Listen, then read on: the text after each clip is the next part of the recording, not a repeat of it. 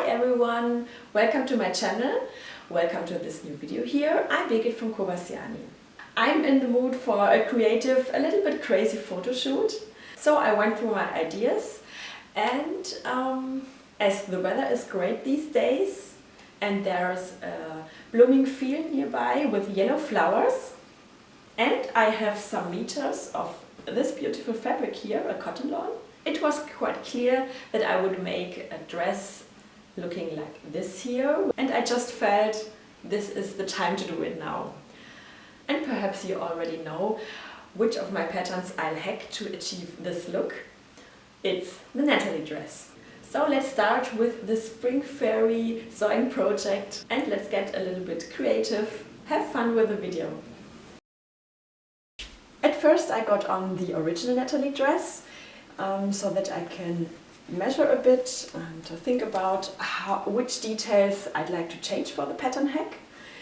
And at first I'd like to lower the waistline to the natural waistline, like mine is here. And I think I will make the top part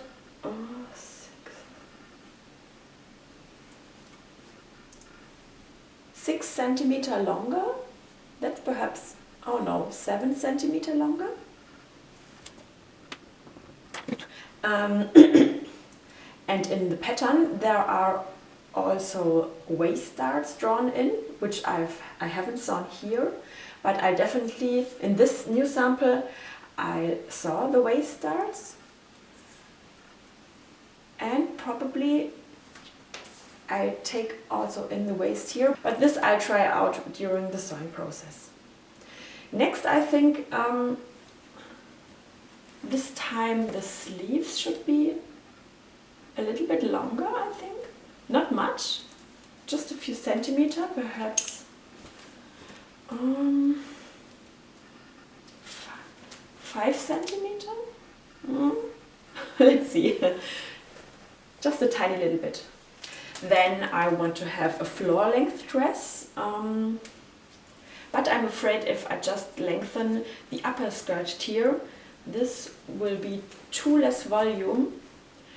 I'll show you here a dress which I've made with this idea, which is perfectly a perfect dress for every day, but it hasn't much width here. I just want the skirt to look fuller, so I think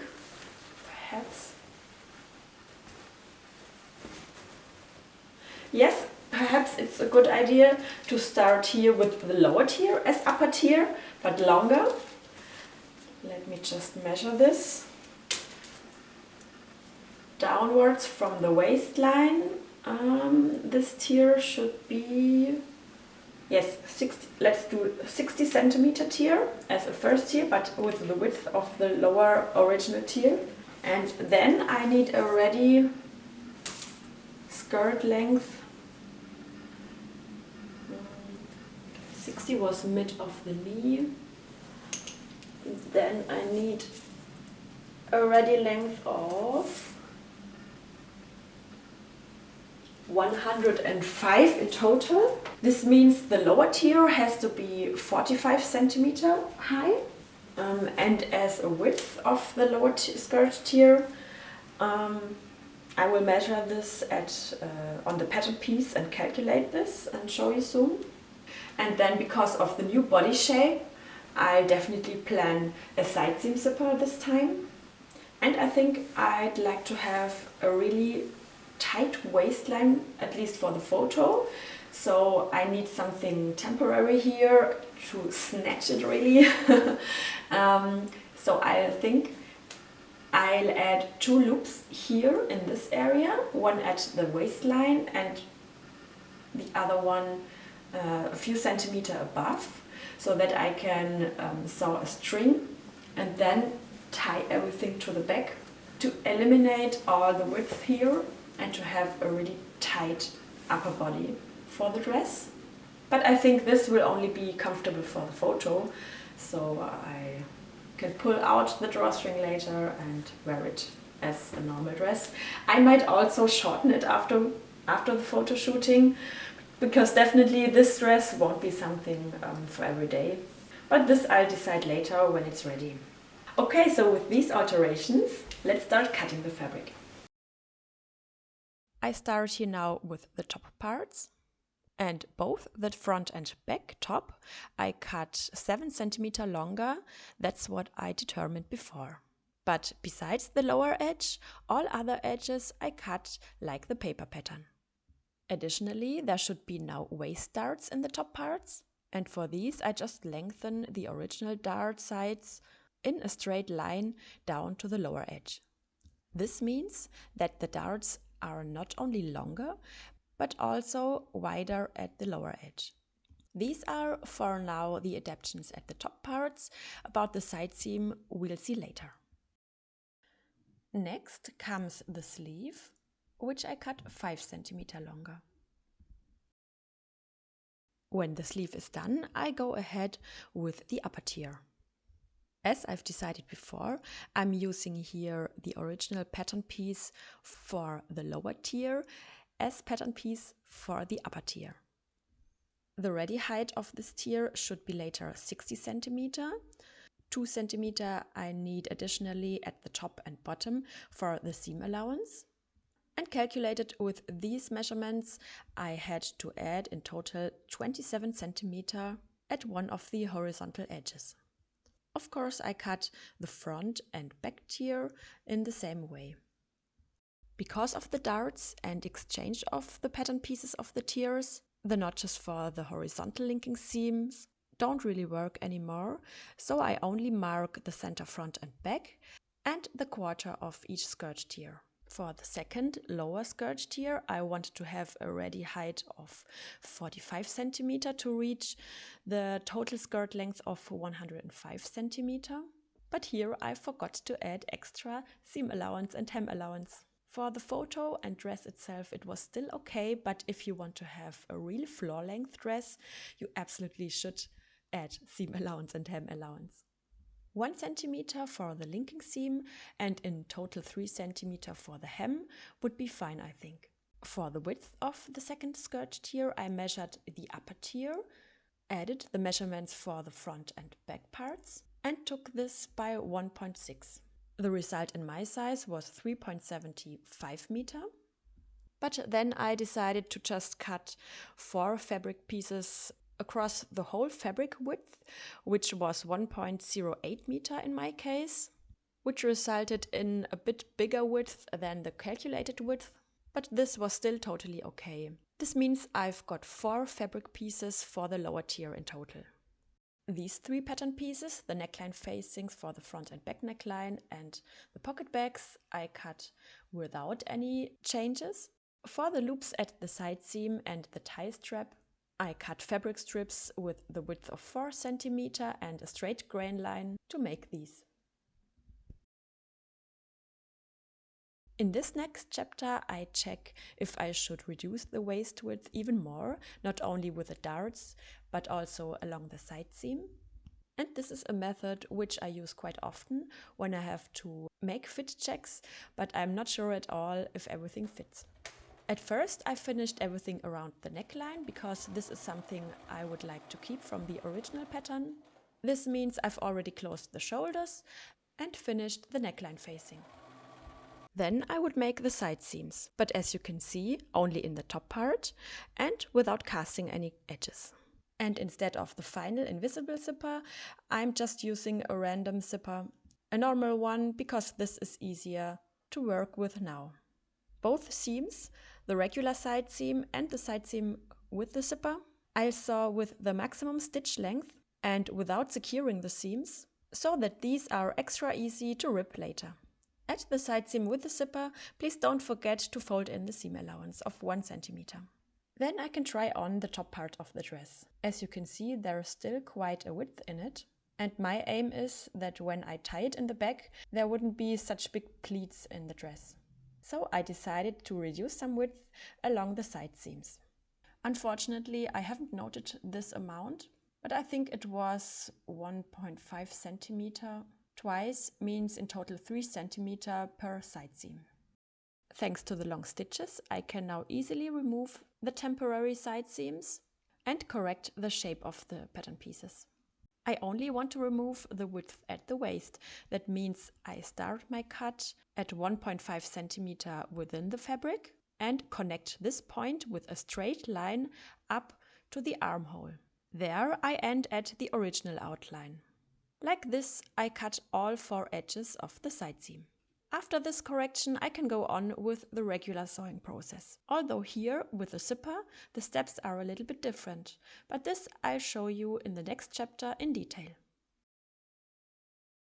In preparation of this chapter step, I had at first to close the waist seam.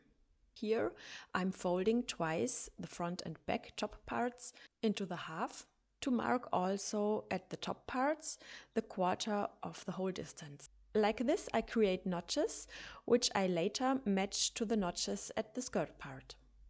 This time, I want the gatherings to be a little bit chunkier than normal, so I create them by hand. I just didn't want to have the fine gatherings which a machine stitching creates. After having done this seam in the front and back, of course, I cast the seam allowance and iron the seam. If you'd like to see more details about these working steps, I'll link you here the regular Natalie sewing video at the top and also down in the description box. Then I determined the pocket position as 18 cm below the waist seam and pinned all pocket parts to the 4 side seams. Of course, all side seam edges at the dress and the pockets have to be casted before. This position, by the way, 18 cm below the waist, gives enough space for the zipper later. As soon as the pocket bags are sewn to the skirt, I prepare another thing for the side seam, the loops for the tie. I just fold the 4 cm wide fabric strips with the right fabric side to the inside, lengthwise to the half, and stitch these together with 1 cm seam allowance. Afterwards, I trim the seam allowance down to 5 mm, means the half only. And then I turn these fabric tunnels back to the right fabric side with the help of a safety pin. These short pieces here in the clip are for the loops, but with the same technique I also make the tie strap itself just longer. For the loops I cut pieces of a length of around 5.5 centimeter, which I fold now in half and pin to the side seam. As this whole tie thing will be in the back afterwards, I pin these to the back. The loop side is pointing to the center back and the open edges to the side seam edge. One loop I'm pinning to the waist seam exactly and the other 5 cm above. Then I prepare the side seam where the zipper later will be. Just choose the side which is best for you. As a right-handed person, I'll go with the right side. I'll close now this side seam around 2 to 3 cm at the top, at the armhole, and above the pocket. The space for the zipper remains open. Then I press apart the seam allowances at the short seams, and I also already fold the seam allowance 1 cm to the wrong fabric side at this open space. Then I measure the length of this gap in the side seam and transfer this distance exactly onto the zipper. When this is marked, I go ahead and pin the zipper into the side seam. This is done in an open state of the zipper. The 2 marks on the zipper are now aligning with the end and the beginning of the gap in the side seam. If you'd like to see this whole process a little bit more in detail, I'll link you here the sewing video for my skirt pattern Maggie, where I also work with an invisible zipper. The only difference here is that we don't have an open upper edge. When the pinning is ready, it looks like this. Additionally, I mark now a spot around 2 cm above the lower end of the side seam gap. This will be the end of the zipper seam soon. Please add these marks on both sides of the zipper tape on the exact same level. Here I'm now sewing in the zipper with a special sewing foot for invisible zippers. This really helps a lot, but you could also manage to do this with the regular zipper sewing foot. The first seam I'm starting at the top under the armhole and sewing down to the end of the seam marking. For me, that's the pin with the green head here.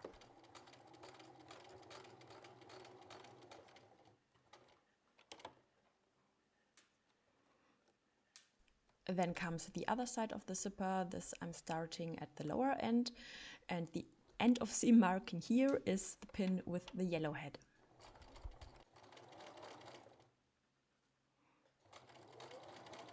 As you can see it here, I don't rush at all with this seam.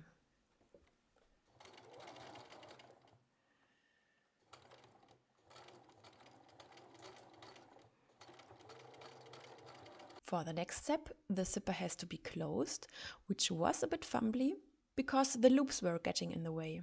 This is a sign that they should be stitched down on the back top so that they will be out of the way. Now, this small 2 cm gap in the side seam, which is still there, can be closed. I start the seam in the seam line of the side seam. This is the short seam we've already done above the pockets. Then I pull the zipper to the side and I sew as far as I can get towards the zipper seam. This is done again with the regular sewing foot. Please also make sure that you hold the seam allowance in a straight way so that there won't be any pleats in it. If you like to, you can also add some pipings to the zipper edges like I've done it here. This looks super cute. And then the zipper edges are stitched in place here along the waist seam. And these short bar-tack seams are done from the outside so that you can stitch exactly in the seam line. Also, as I've considered it before, I'm stitching down the loops to the back part. Then the zipper area is done and we can continue with the lower section of the side seam, the pocket bags and the complete other side seam. At this stage of the dressmaking, I had a quick fit check. And as you can see my reaction, I already liked this version too, without the sleeves and in shorter. So I might go back to this version after the photo shoot. But then at first I went ahead with the original plan and I added the sleeves. The last thing to add to the dress now is the lower skirt tier. And this time I don't do the seam separately in the front and back, like in the original Natalie sewing instruction, but all around. But it's the same technique like before. I divide the upper skirt tier and the lower skirt tier in quarters, match these markings. I gather the lower skirt tier again by hand to get chunkier gatherings, and then I pin the pieces together by matching the markings of the quarters. As soon as this linking seam is done, I cast the seam allowance and iron the seam. And then finally comes the last sewing step for the dress, the hem. So that's it, that's the ready dress, the hacked Natalie. We've already also made our photos outside at the side of the flower field. I think the dress was perfect for my idea, what kind of photo I'd like to have. But I don't see any occasion in the near future where I could wear this dress actually. So I think I'll again make some changes so that I can wear it more often. Thanks for watching the video, I hope you enjoyed it. And don't forget, as always, don't forget to like the video and subscribe to my channel. This helps me a lot. If you want to see more creative content from my side, I'm as always on Instagram and Facebook. These are my handles here. I'd be happy to see you there too. So now there's nothing more left to say besides see you very soon to my next video. Take care until then. Bye!